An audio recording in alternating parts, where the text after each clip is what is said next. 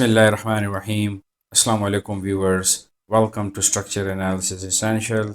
So this is lecture number 8. इसमें हम थोड़ा सा डिस्कस करेंगे प्रॉपर्टी ऑफ स्टील से मुतालिक थोड़ी सी चीज़ें डिस्कस करेंगे कि स्टील क्या है. सो steel is basically N alloy. ठीक है, alloy of what? Of iron. ठीक है, आयरन और कार्बन का जो है वो एलॉय है. अब जर्नली थोड़ा सा देखते हैं एलॉय क्या चीज़ है. जब लाइक जिस तरह स्टेनलेस स्टील एक एलॉय है. एलॉय क्या हुआ कि ये मुख्तलिफ मेटल्स से जब आप इन तमाम मेटल्स को एड अप कर देते हैं, फर्नेस में इसको हीट अप करते हैं, तो जो नई चीज़ बनती है उसको एलॉय कहते हैं. ठीक है, तो mixtures of more than two metals. ठीक है, तो वो जिस तरह ब्रॉस ब्रॉस भी एक एलॉय है. किस चीज़ का? कॉपर और जिंक का. तो अब ये देखें, ये भी मेटल है और ये भी मेटल है. ठीक है, तो दोनों मेटल में हैं. तो वो अब स्टील में ऐसा है कि आयरन तो मेटल है लेकिन कार्बन जो है वो नॉन मेटल है. तो इसका मतलब है कि एलॉय वो है या कम्बिनेशन ऑफ मेटल्स, या कोई एक मेटल हो साथ में कुछ नॉन मेटालिक भी हो. तो ये सारा जो है वो एलॉय की डेफिनेशन में आता है. तो ये तो आपको क्लियर हो गया कि एलॉय क्या है. तो अब स्टील किस चीज़ से मिलके बनता है? मेन जो इसमें कंपोनेंट्स होते हैं आयरन और कार्बन. अच्छा, साथ में कुछ और भी चीज़ें थोड़ी बहुत होती हैं. जिस तरह स्टेनलेस में मेन जो है वो क्रोमियम की परसेंटेज है जो राउंड अबाउट 10 to 11% होती है. कार्बन जो है वो 1.2% होता है. इस तरह. ठीक.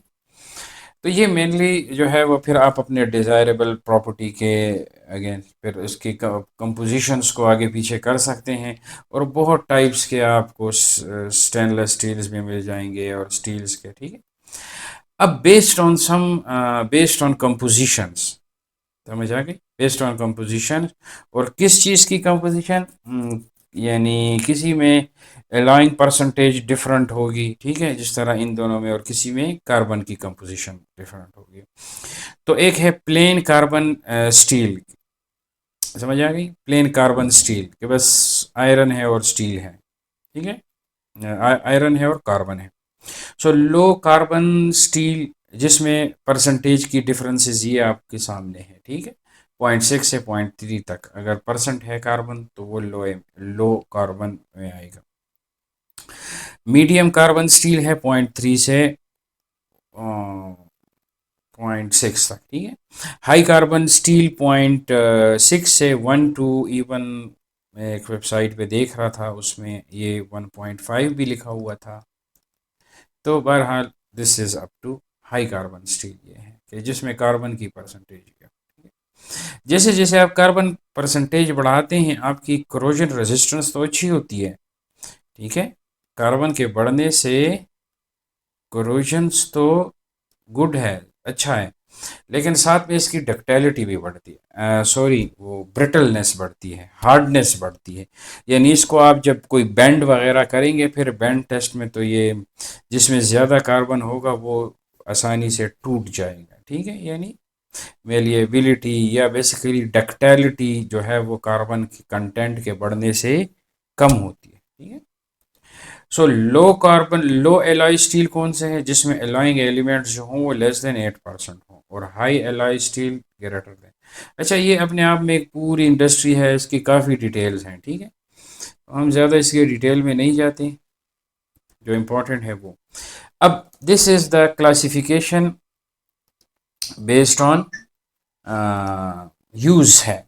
ठीक है, ये डिफॉर्म बार्स हैं, इसको हम डिफॉर्म बार्स कहते हैं. अच्छा, इन डिफॉर्म्स को हम वो भी कहते हैं, इसको आप लक्स भी कहते हैं.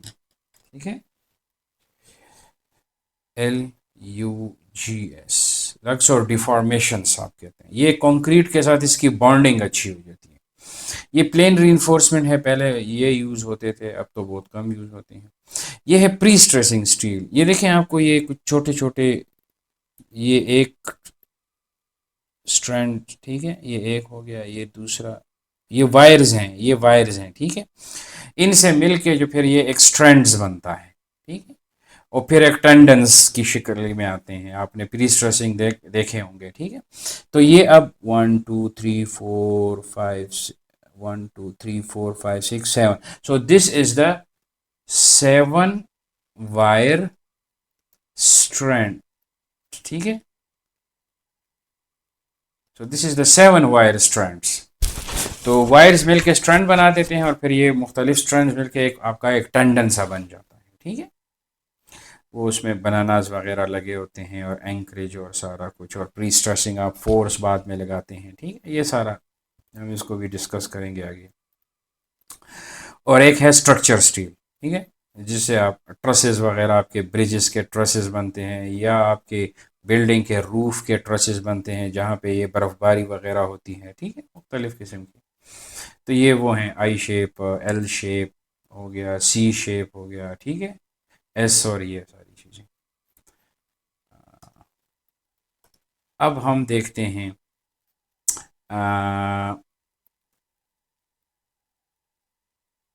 तो हमने कौन से किसी स्टैंडर्ड्स के बार्स यूज़ करने हैं, ठीक है। तो वो ASTM A615 है और ASTM A706 है। ASTM A615 plane carbon steel जो आपको मैंने बताया उसको डील करता है, उसके स्टैंडर्ड स्पेसिफिकेशन को बयान करता है। और ASTM A706 जो है वो लो एलॉय, यानी अगर उसमें जो एलॉइंग कंटेंट है वो लेस देन 8% हो, ठीक है, तो ये उसको एड्रेस करता है। दूसरा, अगर हमारे पास ये A615 हो तो उसके बार के ऊपर जो यहाँ पे लिखे होते हैं वो क्या लिखा होगा, अगर कोई इंटरनेशनल आपको, तो यहाँ पे एस लिखा होगा, ठीक है। इसका मतलब है कि दिस इज, ऐसे एस लिखा होगा, ठीक है। और साथ में यहाँ पे कुछ लिखा होगा, लेट सपोज 36, तो ये बेसिकली आपका साइज होगा, ठीक है। और यहाँ पे कुछ और भी होते हैं, लाइक एच भी होता है, ये बेसिकली प्रोड्यूसिंग मिल का कोई सिंबल होता है, ठीक है। और ये चीज़ें होती हैं, तो ये सिंबल्स के होते हैं। और ये आपका क्या है, this is the, S is the, मतलब आपका ये ASTM A615 को, ठीक है, बेलेट स्टील है ये। तो इस तरह ये चीज़ें। दूसरा, ASTM A70, इसके बार के ऊपर डब्ल्यू सा लिखा होगा। तो जिस बार के ऊपर आपको डब्ल्यू नज़र लिखा हुआ गया, इसका मतलब है कि ये लो एलॉय स्टील है। तो इन दोनों में से, एस और डब्ल्यू में से आप कोई भी यूज़ कर सकते हैं, ठीक है। अच्छा, ये कुछ फिज़िकल प्रॉपर्टीज़ हैं, ये ही बहुत इम्पॉर्टेंट है, क्योंकि हमारे पास जब आखिर में हम कुछ डिज़ाइन करते हैं, ठीक है, डिज़ाइन में हम, तो डिज़ाइन में हम बेसिकली निकालते क्या हैं, एरिया ऑफ स्टील, ठीक है, BH, FC प्राइम, FY, ये सारा हम एज्यूम कर देते हैं, ठीक है, और AS को निकाल ले। अब लेट सपोज AS आपके पास आ गया 3 इंच स्क्वायर, तो ये तो अब इंच स्क्वायर में आ जाएगा। अब आपने इसमें से लेट सपोज आपने ये नंबर 9 बार ले लिया, ठीक है, ये नंबर 9 बार को आपने ले लिया कि मैं इसमें नंबर 9 बार यूज़ करूँगा। तो अब नंबर 9 बार का एक एक बार का एरिया कितना है, 1 इंच स्क्वायर। तो आप इससे 1 इंच स्क्वायर को डिवाइड कर देंगे, ठीक है। अब ये कट जाएगा और आपके पास क्या आ जाएगा, 3 नंबर्स ऑफ बार आ जाए, ठीक है। क्लाइंट को ये चाहिए कि 3 नंबर ऑफ, उसको एरिया शेरिया से कुछ मतलब नहीं है, ठीक है।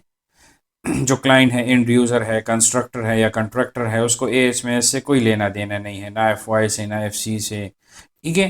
हाँ, FY FC से वो इंश्योर करेगा, BH को वो फील्ड में अप्लाई करेगा, FC FY को वो इंश्योर करेगा, और AS वो किस फॉर्म में करेगा कि बस मुझे कितनी बार डालनी है, 4 डालनी है, 5 डालनी है, 6 बार डालनी है, कौन से डाया की, ठीक है। ये डाया भी साथ में इसका मेंशन होता है। अब आपको कुछ नज़र आएंगे, लाइक नंबर 8, ठीक है। तो ये दो सिस्टम हैं, एक ये अमेरिकन सिस्टम है साथ में ये। तो 25 mm का बार का आपको डाया नज़र आ रहा होगा, ठीक है। तो 25 mm मीन्स नंबर 8 बार। तो हम ये यूज़ करेंगे। सो नंबर 3 बार। अब नंबर 3 बार का क्या मतलब है? देखिए, हमें पता है कि 1 इंच में कितने सूत्र होते हैं? 8 सूत्र, ठीक है, 8 सूत्र। तो ये बेसिकली वो सूत्र हैं 3। सो नंबर 3 का मतलब ये है कि इसका जो डायामीटर है, डायामीटर वो 3/8 क्या है? इंच। यानी ये बाय 8 है। नंबर की जगह आप इस 1/8 लगा दें, ठीक है। सो 3/8। इसलिए ये जो नंबर 8 आपको नजर आ रहा है, इसका जो डाया है दैट इज 1, ठीक है। सो दैट्स वाई 8/8, तो ये 1 आ जाएगा। और ये है एरिया इनके। तो ये कुछ आपने याद करना है, ठीक है। स्पेशली जब shear reinforcement का डिज़ाइन हो तो ये हम ले लेते हैं सिंगल लेग के लिए। तो 2 लेग के लिए हम 0.22 ले लेंगे, ठीक है। वो फिर बाद में हम डिस्कस करेंगे। सो दिस इज़ 0.11 नंबर 3, यानी ये एक बार का एरिया है, ठीक है। इस तरह 8 का या 9 का आप याद रख लें 1 है। इस तरह नंबर 6 का थोड़ा सा याद रखें 0.44 है। और ये नंबर 4 का 0.2 है, ठीक है। तो ये इसके क्रॉस सेक्शनल एरिया है। और नंबर 4 इस इसका डाया क्या होगा? 4/8, सो दैट इज 1/2, ठीक है, वो ये है। तो बस ये नंबर, इसको आप 8 में डिवाइड करते जाएं, आपके पास डाया आता जाएगा। और उस डाये का आप πd²/4 ले लें, तो ये आपके पास आ जाएगा, ठीक है। या πr² ले लें, आपके पास एरिया आ जाएगा। और ये इसका वेट है। अच्छा, ये वेट वैसे कैसे फाइंड आउट किया है? ये देखें, ये है ना 3/3, ये ऐसे फाइंड आउट किया है, ठीक है। तो ये पाउंड में आ गया। इसको मज़ीद आप 2.204 से कर दें, तो ये आपके पास बेसिकली वेट आ जाएगा kg/फिट। यानी अगर आप 1 फुट का पीस ले लें नंबर 3 बार का, तो उसका इतना वज़न आएगा, ठीक है, 0.38 पाउंड। और या इसको भी 2.204 से डिवाइड कर दें, तो वो kg आ जाएगा, ठीक है। तो इतना kg 1 फुट का वेट होगा। ये आप क्वांटिटी में यूज़ करते हैं, क्वांटिटी एस्टिमेशंस में आप यूज़ करते हैं, ठीक है। तो प्लेन स्विफ्ट भी हम इंशाल्लाह देखेंगे, शुरू करेंगे इसके साथ, तो फिर वहाँ देखेंगे। तो ये आपको मैंने बताया था प्रोड्यूसिंग मिल है, बार साइज़ है ये एस है, या लो एलॉय के लिए यहाँ पे डब्ल्यू भी हो सकता है, ठीक है। एस इज़ A615 और डब्ल्यू इज़ 706। हाँ, 706 होगा, ठीक है। ये इसकी मिनिमम और मैक्सिमम यील्ड स्ट्रेंथ है, ठीक है। तो मिनिमम टेंसाइल स्ट्रेंथ कितनी होनी चाहिए मिनिमम के यील्ड स्ट्रेंथ के बिहाफ पे? 1.25 होनी चाहिए, ठीक है। यानी अगर इसकी 40 है, तो इसका टेंसाइल स्ट्रेंथ जो मिनिमम होनी चाहिए वो कितनी होनी चाहिए? 1.25 ऑफ दिस 40। यानी इससे कोई कम टेंसाइल ना हो। और इसकी अपर लिमिट भी है, उस पर भी बाद में बात करेंगे, ठीक है। अब ये हैं। अच्छा, हम बस सिर्फ FY को यूज़ करेंगे डिज़ाइन में। हम ये वाला ये बेसिकली वो 1.25 वाला पोर्शन है, ठीक है। यानी ये जो है ये आपका टेंसाइल है, FT कह दें, ठीक है। हमने पीछे इसको किस चीज़ से ज़ाहिर किया? किसी से नहीं। ये FY है, इसको आप FT से ज़ाहिर कर दें, यानी टेंसाइल, ठीक है। तो हम इसको निगलेक्ट करते हैं। बस जब FY तक स्ट्रेसेस आ जाएंगे, तो हम कहेंगे कि स्टील यील्ड कर गया है, ठीक है। इससे पहले पहले होंगे तो उसमें जो स्ट्रेसेस होंगे। अच्छा, यहाँ पे अब थोड़ा सा आप देख लें इसको, कि जब भी स्ट्रेसेस आपके पास, आपने कुछ स्ट्रेन ब्रेन कैलकुलेट की, वो यहाँ पे आ गई, ठीक है। तो आप जो स्ट्रेन जो इक्वेशन में स्ट्रेस यूज़ करेंगे वो FY यूज़ करें। और अगर यहाँ पे आ गई, ठीक है, यानी आपके स्ट्रेस जो है वो यील्ड स्ट्रेन से कम है, तो फिर आप ये FS फाइंड आउट। और FS कैसे फाइंड आउट करेंगे? वो यहाँ पे अगर कोई स्ट्रेन होगा ES, ठीक है, एप्सिलॉन एस, इसको मॉडुलस ऑफ इलास्टिसिटी ऑफ, तो वो आप जो है वो वर्किंग स्ट्रेन। और अगर स्ट्रेन जो है वो यील्ड स्ट्रेन, यानी यील्ड स्ट्रेन वो हमें पता है कि किस चीज के बराबर है, स्ट्रेस यानी F Y by E Y, E S sorry, modulus of elasticity 29000, और ये आप किसी भी अब 40 के लिए भी और 60 के लिए भी आप ये ई वाई फाइंड आउट कर सकते हैं। ठीक है, तो जब आपको ये पता लग जाएगा कि मेरी वर्किंग जो स्ट्रेस है वो क्या यील्ड से बढ़ गई है, तो आप एफ वाई यूज करेंगे। अगर आपकी वर्किंग स्ट्रेस जो है, जो डिजाइन स्ट्रेन्स हैं, ठीक है, वो आपकी विद इन लिमिट है, एफ वाई से कम है, तो फिर आप एफ एस कैलकुलेट करेंगे। और वो कैसे, वो जो स्ट्रेन आपने निकाली होगी उसको आप modulus of elasticity of steel से मल्टीप्लाई कर देंगे, you will get the working stress. यहाँ पे आपको स्ट्रेस मिलेगा। ठीक है, अब हम आते हैं, ये है, ठीक है,